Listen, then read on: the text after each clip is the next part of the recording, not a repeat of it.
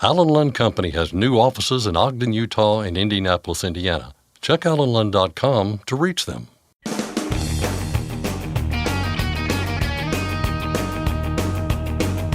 OOIDA, representing America's truckers since 1973, presents Landline Now with your host, Scott Thompson. Welcome to the show. Scott here, filling in for Mark today. We're going to check in on OOIDA's Truck to Success seminar in just a moment. They just wrapped up the 2024 event, and we've got some instant feedback from the event itself. Then we'll look ahead to next week's meeting of the Truck Leasing Task Force, which is drawing close to a conclusion on lease purchase agreements. Jay Grimes, OOIDA Director of Federal Affairs, offers up a preview, along with new details on FMCSA's efforts to update the motor carrier registration system. After that, we'll run down all the paperwork you need to keep alongside you in the cab with Tom Crowley and Aaron Lynch of OOIDA's Compliance Department, who also offer up some advice on finding a certified medical examiner. And finally, Keith Goebel of Landline Magazine is looking ahead to Election Day on November 5th and a number of transportation-related questions that are on the ballot in big cities and counties across the nation. So, lots to get to. But first, here's Ashley Blackford. Thanks, Scott. Truck to Success has wrapped up for another year. The seminar is put on by the Owner-Operator Independent Drivers Association. Louis Pugh is the Executive Vice President for OOIDA. He says this event draws people from all over with various backgrounds. I've got people here that's already got their AmeriCare authority. I have a retired firefighter. He's never driven a truck in his life. He's looking for a second career. We have that. We have two retired firefighters, or in the middle of retiring. We have some folks here that's doing their company. One guy does his dad's books, so he's here trying to learn to help his dad be more successful. And a new family starting up a company, and so it's like I said, it's all over the board. Pugh says the goal of Truck to Success is to equip people with the knowledge and information to make an informed decision on what's best for them. The goal is to give them the education and I guess the ammunition, for lack of better terms, to, one, make a good decision on whether they really want to buy a truck or go into the trucking business. Two, if they're already in it, to make them better, but one, to give them that, but two, if they want to do that, to give them the tools that they need to be successful. As we know, trucking is a hard business, it's a tough business. There's lots of people out there willing to take your money and lie to you and do bad things to you, and unfortunately a lot of these things happen because people don't know what they don't know, so they're easily taken advantage of. We want to arm them with the stuff so they can't be taken advantage of. And, I jokingly say all the time, there's no truck driving for dummies book out there, trucking business for dummies. And I know him personally. I bought my own truck at 22 years old. I learned a lot of things the hard way, and some of those hard ways are very expensive. Fortunately, I was able to figure it all out and become successful. But it'd have been great to have something like this in the beginning to maybe give you a jump start on your business. So instead of spending 4 or 5 years kind of figuring it all out, and then of course there's lots of, unfortunately, truckers are great people, but there's lots of lurid rumors. There's all kinds. Everybody's got an idea and a plan. And I'm not saying that they're all bad, but we're stating the facts. These are the things you need to know and need to understand and be prepared. Bill Garner has been driving truck for 26 years now. He currently hauls in the Midwest. He says education was the main reason he wanted to attend the Truck to Success seminar. I've learned a lot of reasons why all the companies I worked for had the attitude and why they did what they did. And now I understand why they do what they do. And it's really actually, these companies do take a big risk. And so I'm learning some stuff to learn how to be a better driver at the same time, because even if I don't do this owner-operator thing, at least I'll have a little more patience with the employer, that if I do get another employer, that I will understand why they do what they do, and maybe open up a better relationship with them. So it's a good class, and it's worth the money. Garner says he's not sure yet whether or not he wants to start his own business, but one thing that's for sure is that he loves being behind the wheel. I get to see things. Not a lot of Americans get to see what I see. And we have a very beautiful, beautiful country. And it's a shame that a lot of Americans don't do it. I went to Mount Rushmore last year in my personal vehicle, and I'm telling you what, every American needs to see that. I mean, it just takes your breath away. And I just wish we can all start learning to live with one another and try to respect one another and try to take care of one another like we should, and forget about our differences and make ourselves a better nation. And I've learned that by going through these different territories that people have a different outview of where they come from. And I've learned a little bit more about people going through these areas. And I think that's one of the problems with our country too, is that they don't understand somebody in one state, and then they go clear on the other side of the nation and they don't understand them. And I think if they could understand that, I think that we would probably be a better nation. Corey Artman was another attendee. He is a third-generation truck driver and says he'd like to become an owner-operator. I actually bought my truck in 2020 before Corona hit, but my cousin needed help at the time. So I'd like to go back to it as long as it's going to be profitable to me. Truck's paid for and whatnot. So if I can run the numbers, which is the most important thing, run your numbers, check everything. If it's going to work out for me, then yeah, I'll do that. Probably in the springtime.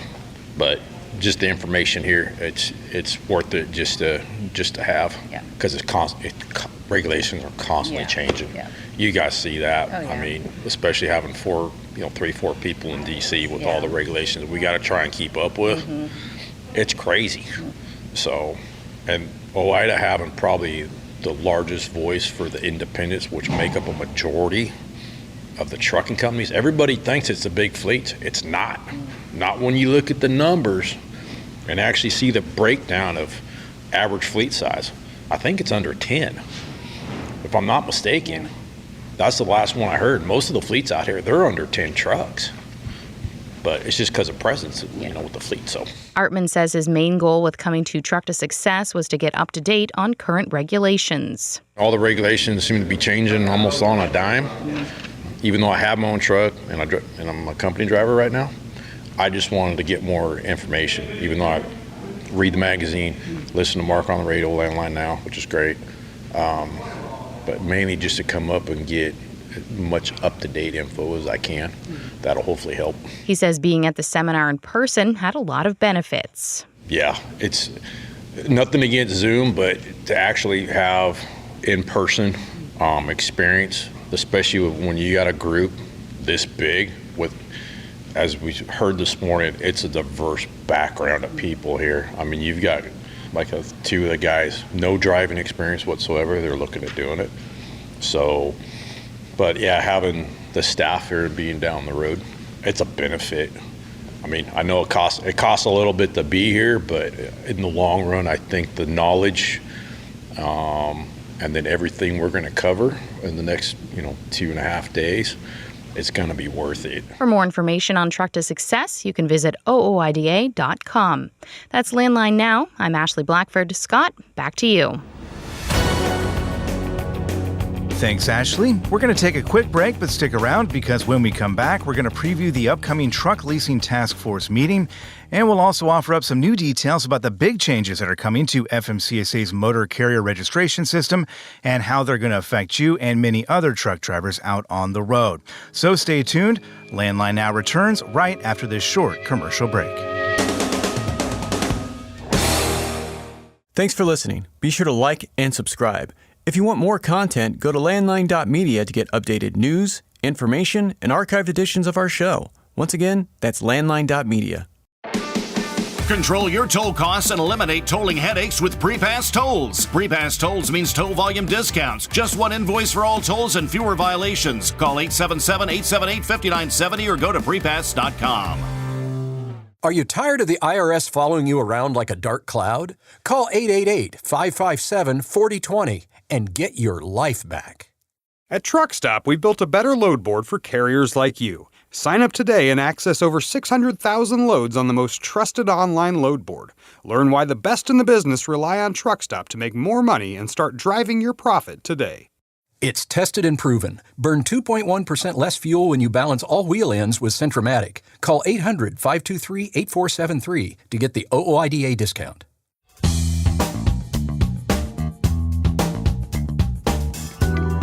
The Truck Leasing Task Force has scheduled another meeting to discuss the lease-purchase model of operating. Welcome back to Landline Now. This is Regulatory Roundup, and I'm Mark Reddick. I'm joined, as always, by OOIDA Director of Federal Affairs, Jay Grimes. Jay, how are you doing? Doing well, Mark. Great to be back. Well, great to have you here. And, of course, this is a very hot issue, and it's taken this group a long time. But I want to get first into the details of this meeting coming up. And let's start with the basics. When, where, and how can people take part? Yeah, so this is going to be taking place virtually next week on Wednesday, October 30th. The meeting will be held from 10 a.m. to 4 p.m. Eastern Time, and FMCSA has a pretty informational Truck Leasing Task Force website. If you want to participate in the meeting, they've got a registration link on the FMCSA website. I'm sure we'll be posting that information on Landline as well. So it's open to the public.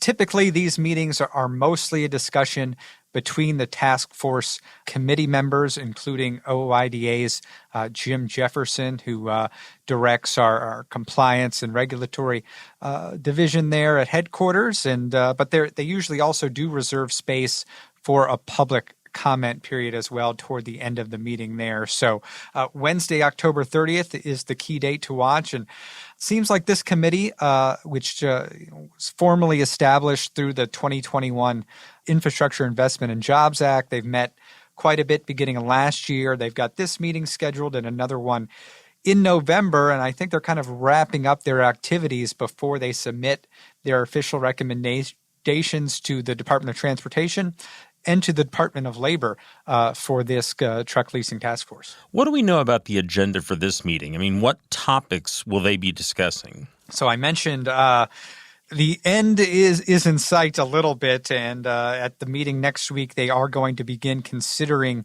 kind of the elements to drafting the committee report on the equitability of truck leasing agreements, their terms, identifying best practices to assist CMV drivers in assessing leasing agreements and their impacts before entering into them.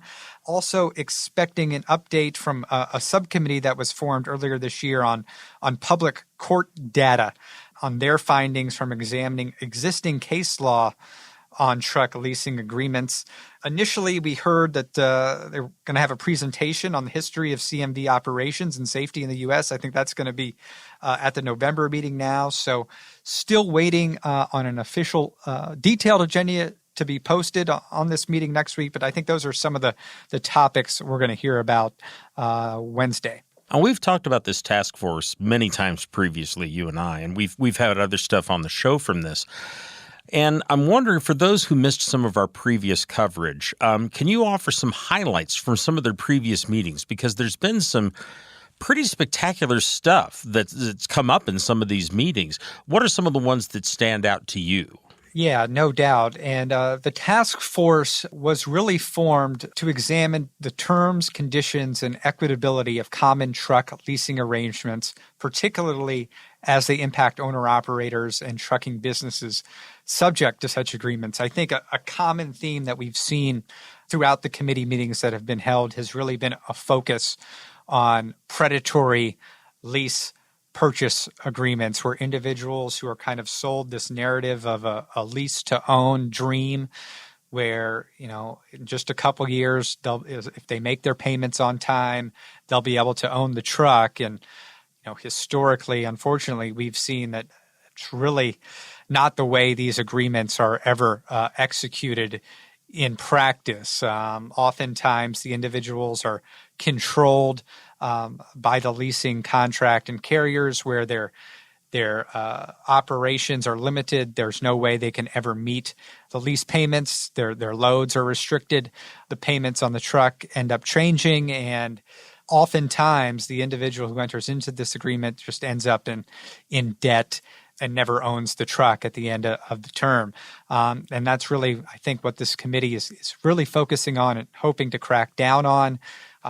They've heard some information and reports that echoes a lot of those sentiments. They've heard from drivers who have been in those situations, but they've also heard some reports from the Consumer Financial Protection Bureau, which has done a lot of research highlighting the problematic nature of these predatory leasing agreements and kind of general leasing agreements as well. And I think that's really shed a lot of light on what we've heard from drivers, from OOIDA members over the years. And I think we're optimistic that perhaps by the end of the year, this committee is going to put together a substantive report that can provide some recommendations to DOT, Department of Labor, who can implement some more oversight, some new policies to make sure that individuals have a better understanding of what they're getting into, and that there's more transparency in what some of these agreements entail. Well, we certainly look forward to hearing more about what this committee does later from you, Jay, but let's move on to another topic here. The Federal Motor Carrier Safety Administration is in the process of updating its registration system for motor carriers, and it could significantly change the experience for owner-operators and other motor carriers. And I think we need to go back a little bit first, Jay, to how this started. Why is FMCSA updating or modifying their registration system in the first place? Yeah, so this goes back a number of years. A prior version of this system was going to be the unified registration system. And really kind of the overall goal is to improve the user experience, modernize the registration process, streamline identification, and incorporate enhanced verification tools. I think another thing is to try and consolidate all the registration and compliance forms that motor carriers and fleets have to go through to get their operating authority into sort of this one universal system. And FMCSA is kind of, throughout the past decade or so, has sort of been trying to incrementally launch a new federal registration system. And as of now, it's being called the FRS, Federal Registration System. All signs being point to this system, at least some parts of this system being launched and phased in beginning next year in 2025. FMCSA has held a number of modernization registration stakeholder days throughout the year. They held their third one earlier this week here, both in person in Washington, D.C., which I was able to attend, and also held most of that virtually as well to bring in stakeholders from across the country via Zoom. So FMCSA is continuing to make progress. Did hear some updates on some of the things that they are working on, some of the timelines, and who this might apply to initially, because they've kind of put out some bits and pieces about the new system, about what they're planning throughout the year, and kind of got the latest updates on those on Monday. Well, you mentioned that update and what's going to be happening here as far as the timeline. And I want to kind of start with, I guess there is some part of this that they expect or hope to have done this year yet. What is that, and who's that going to affect? So that main component is going to be this new identity verification process. And the goal by the end of the year is that FMCSA is going to be requiring new registrants to kind of go through that identity verification process as part of the old system that's in place now, the unified registration system. And this new identity verification process, we got a few more details on at the Monday meeting. It's basically sort of a QR code that you will scan or go online via laptop, via your smartphone.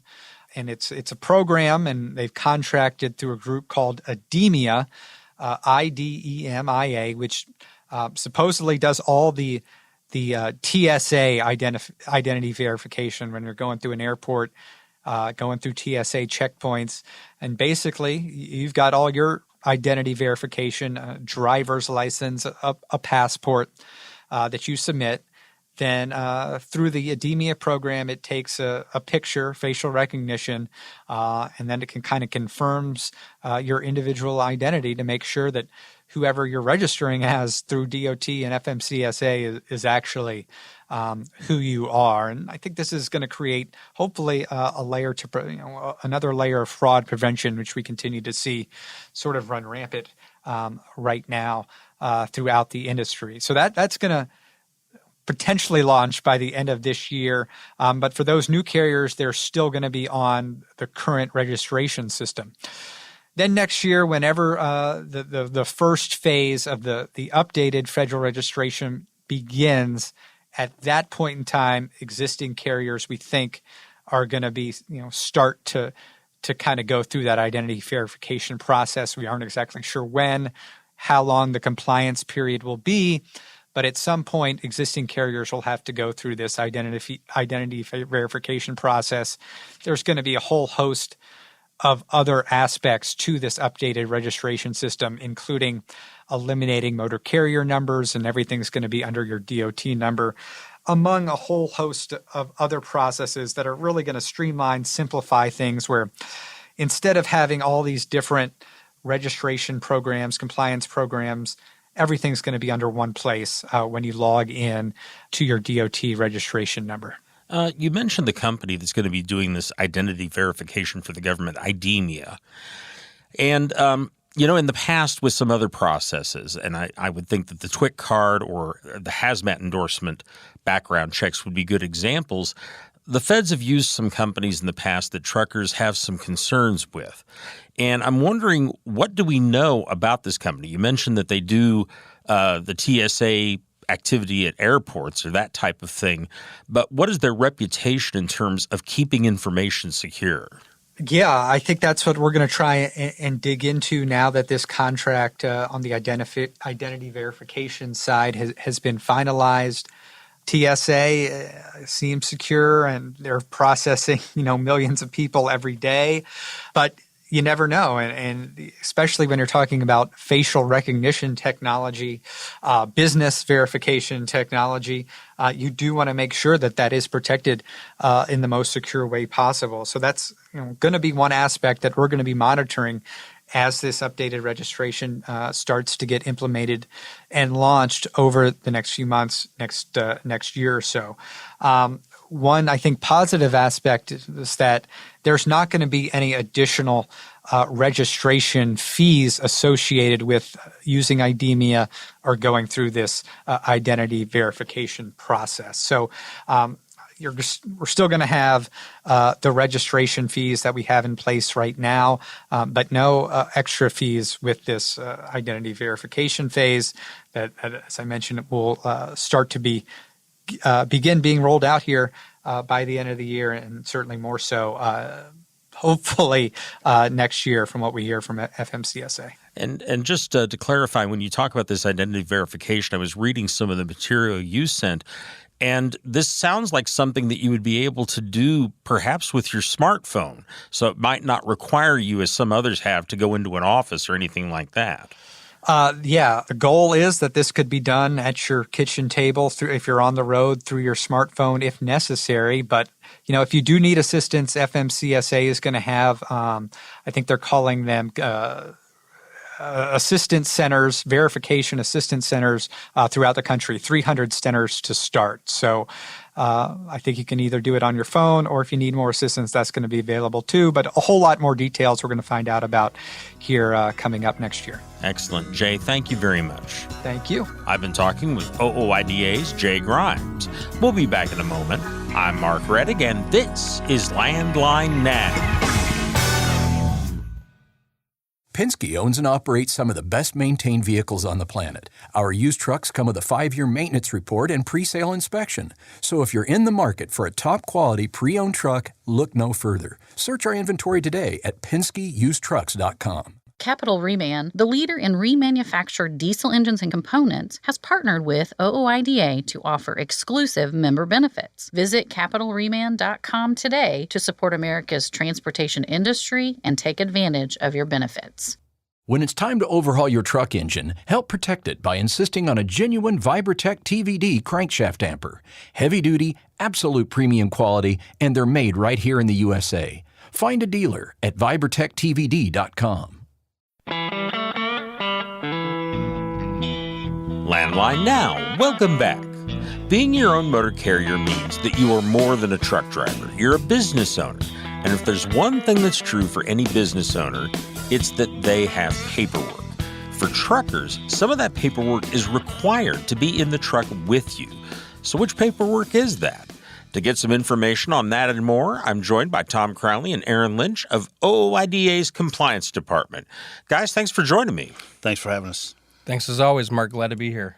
Well, glad to have you with us. And of course, this is a heck of a list.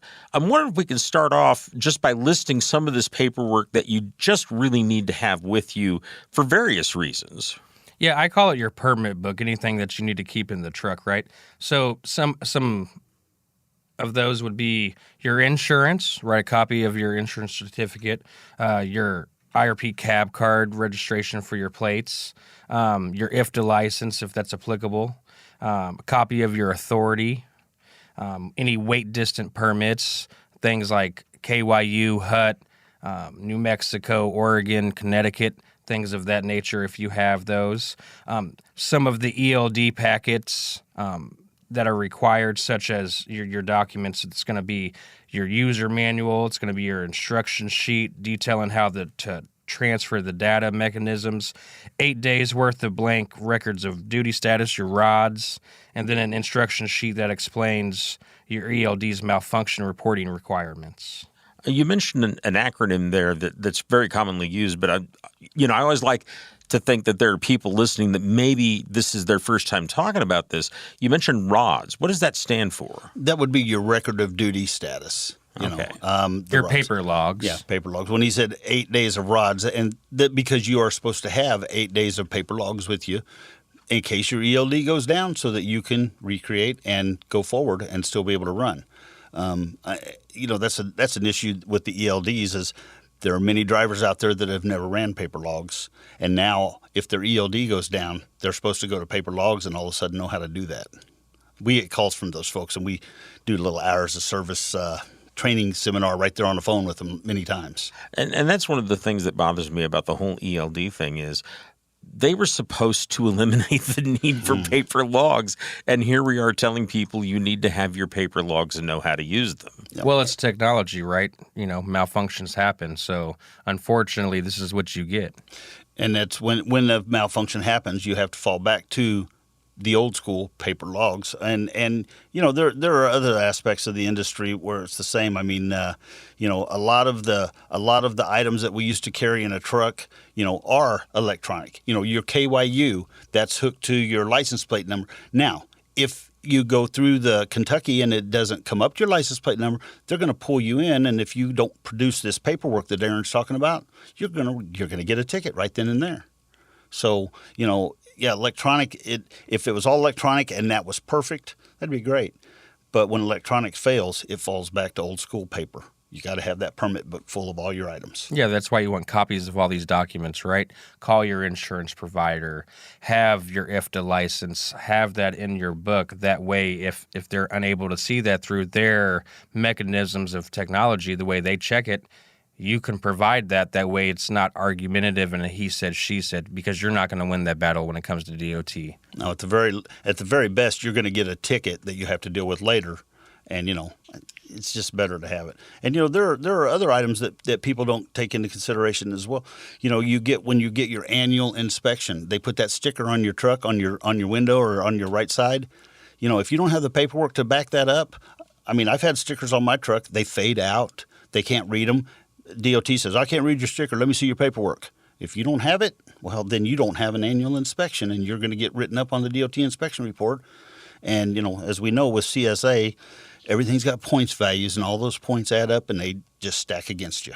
Well, and there's also, your special permits, like if you're hauling alcohol, hazmat, oversize, over length, right? Oh, things of that nature too. So have those available. Yeah.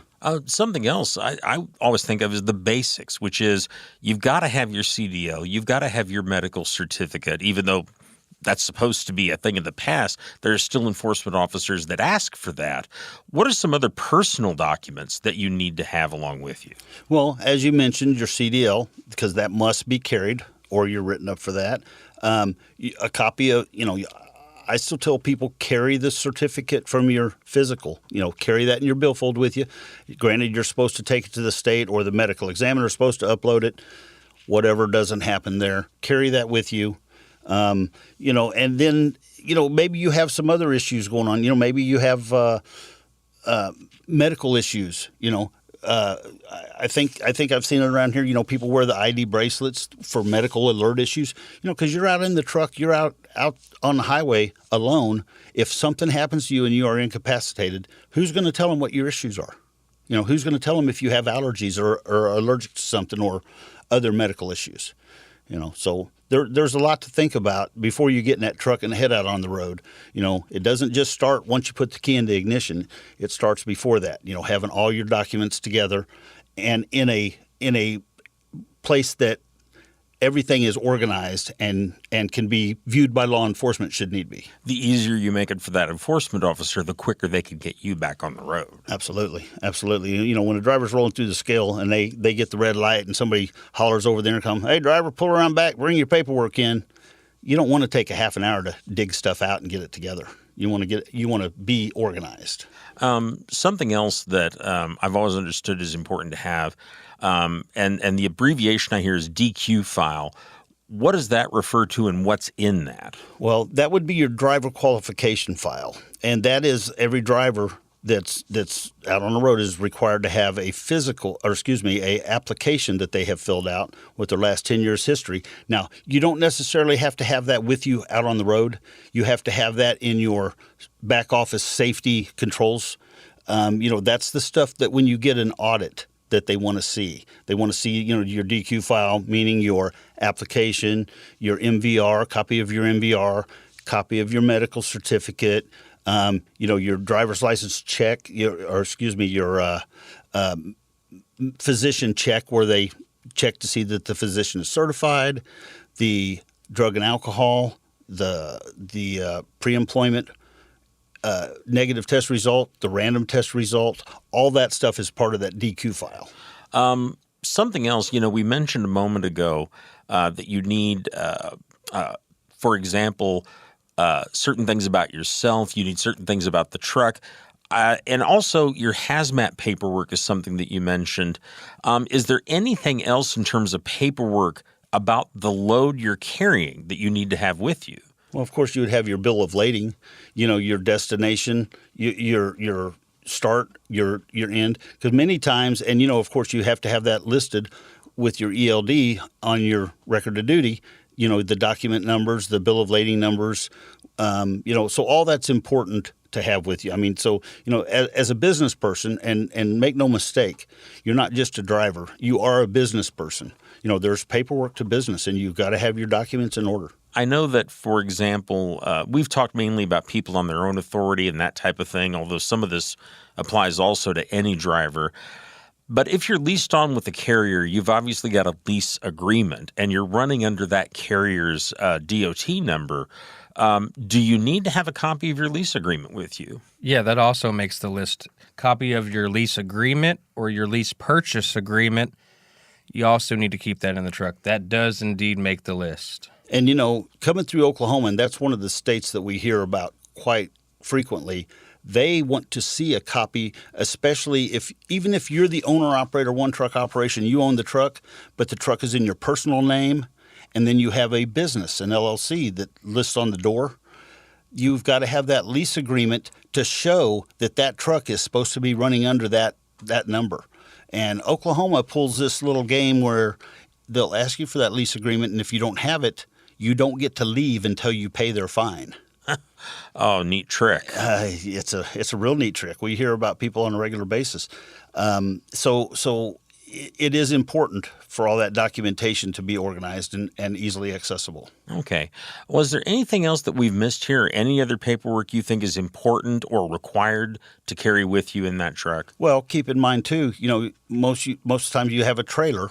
So, check that documentation on that trailer. When you pick that trailer up, there's a lot of drop and hook operations, or you keep your own trailer, look in the trailer tube, make sure that documentation for that trailer's there. The documentation that puts that plate on that trailer. This is all stuff to keep in mind. And then, there's much more that you can have.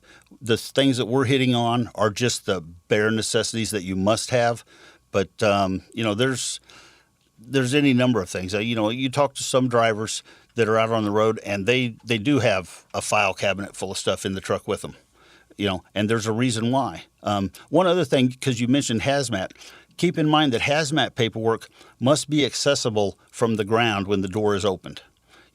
That's why you have door pouches and stuff.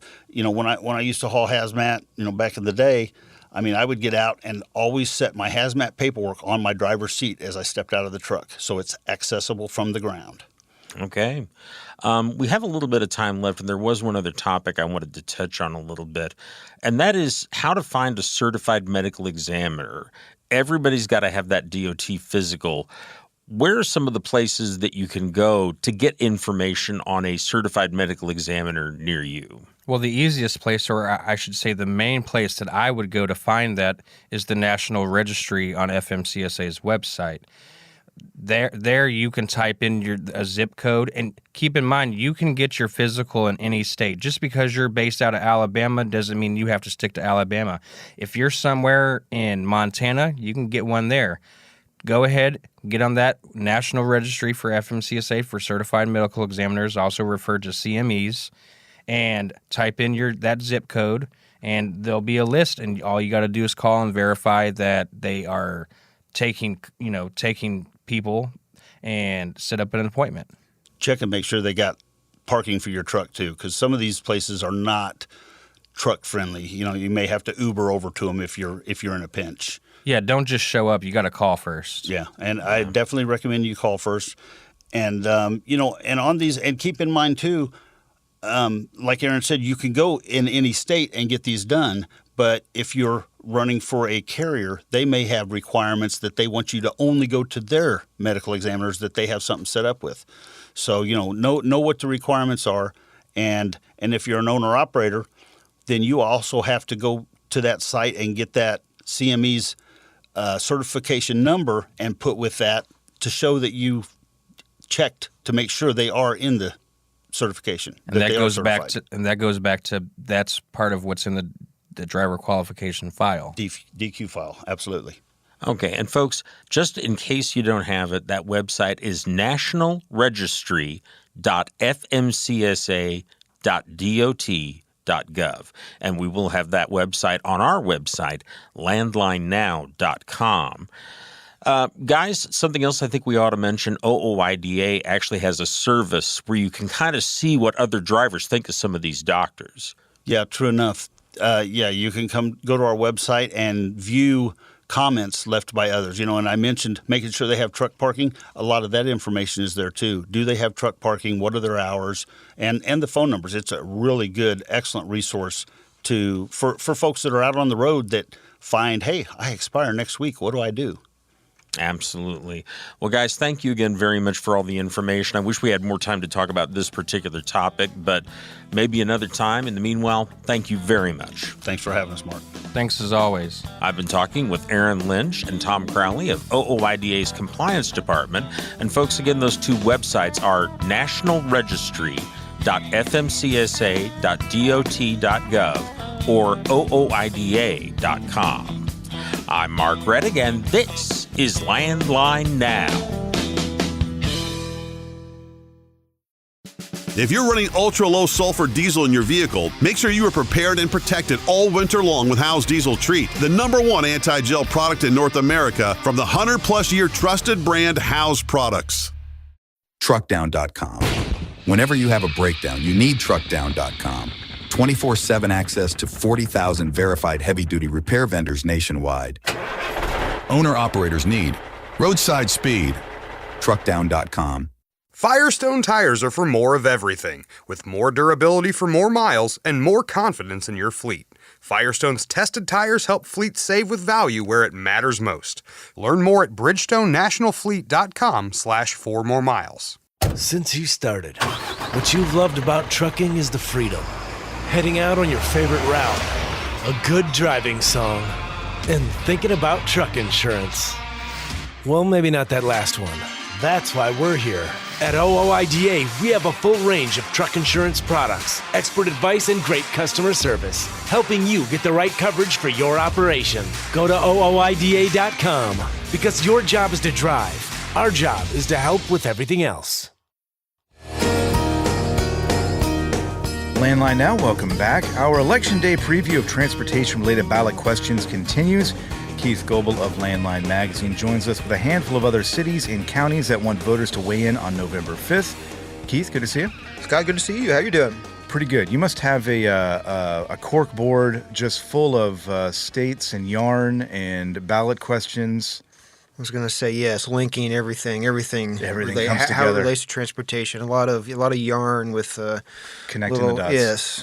Yeah. Well, we're going to connect a few here over the next several minutes. And most of the time when we're talking about transportation questions, it feels like we're normally talking about ballot measures on the county level, but there are a number of major cities taking up the issue in a couple of weeks here. And we're going to run through a few of them here, Keith, starting with Columbus, Ohio. What are they looking at there?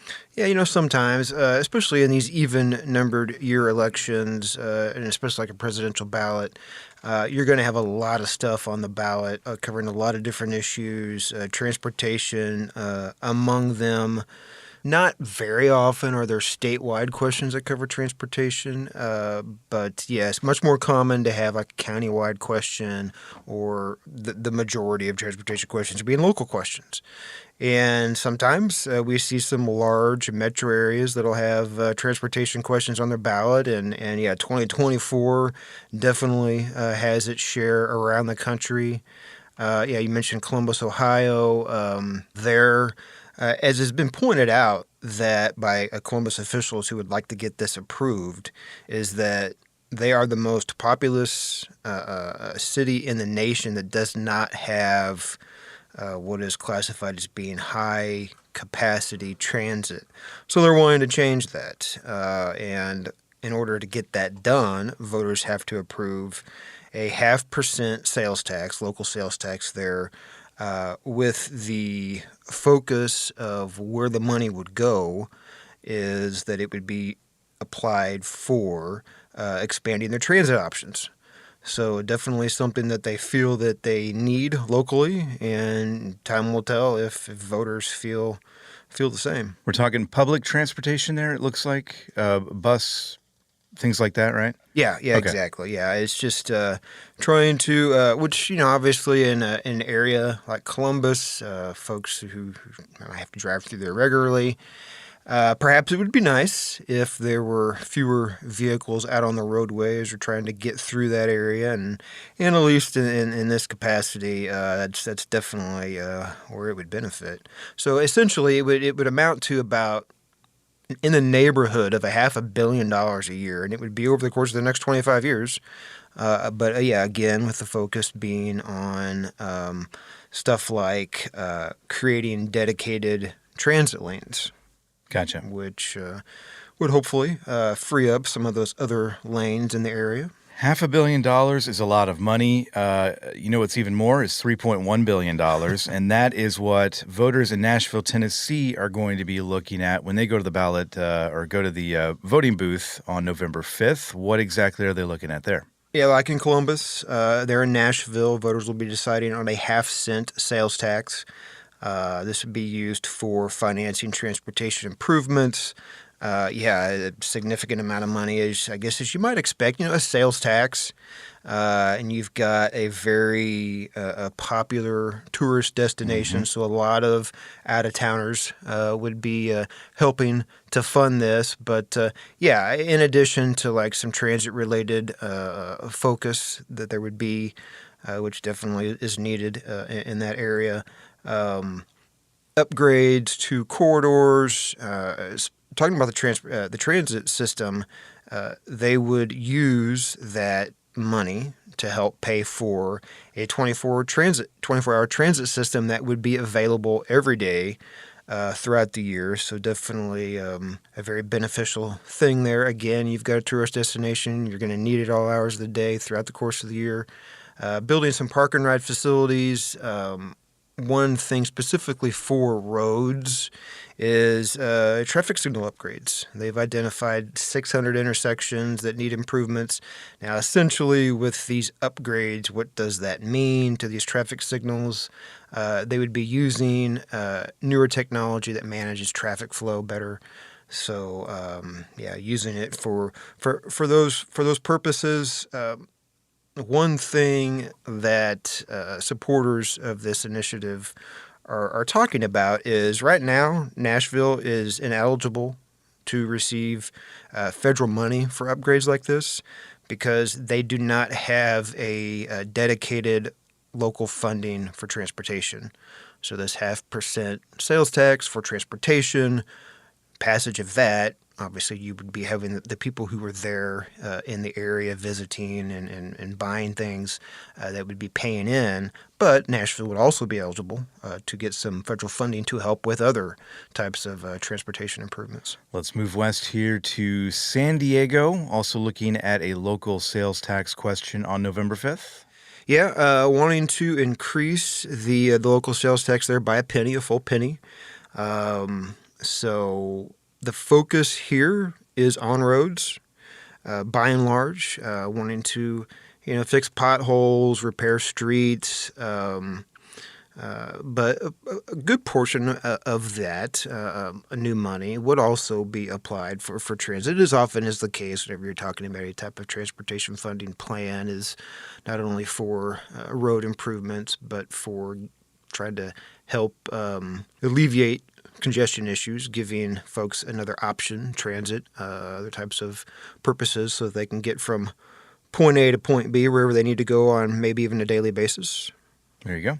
And the last big city we're going to look at here is Seattle. What are they doing? Yeah, well, Seattle's they've got a transportation tax in place. What they're wanting to do with passage of this question would extend their current transportation tax that they've had in place for quite some time. So wanting to renew it, this would be, I believe it's like a 20-year extension. With that, over the course of the next several years, it would amount to $1.5 billion for transportation purposes. This coming via property taxes, using that money there locally. So you got the property owners that would be paying into it. A good chunk of that amount, of that $1.5 billion, would be for improving and repaving streets. And they've also identified some specific bridges that would be fixed. And like we mentioned previously, new traffic signals and upgrading existing signals there in the Seattle area would also get a good portion of money, as well as some improvements for transit that would be there around the area. Yeah, as we've pointed out before, these ballot initiatives typically are pretty popular, at least pass. It'll be curious to see this year, obviously, with the inflationary pressures and everything else going on, what voters decide. We do have one more area to focus on here. Maricopa County, the state's largest county there in Arizona. Proposition 479 there is asking voters to look to the past and to the future when it comes to a transportation sales tax. Yeah, they're in the Phoenix area. Something that they've had in place for some time, a sales tax. What they're wanting to do is extend it out for an additional period of time. The belief being that they'd be able to raise in the neighborhood of $15 billion over the course of the next 20 some odd years. Freeways, state highways getting the largest portion of revenue. Local roads getting a good amount as well. Transit getting about a third of what they'd be able to raise from this continuation of a sales tax. So something that folks who travel in any of these areas, and in Phoenix specifically for Maricopa County, believe that they need to continue to provide upgrades and repairs, and the way to do it is extending that tax. You're going to be busy over the next couple weeks tracking all of these ballot initiatives, and I know you'll keep us updated. We appreciate it as always. Yeah, thanks for having me. That was Keith Goebel of Landline Magazine helping us close out the show today. Thanks for listening. We're back tomorrow with another episode of Landline Now.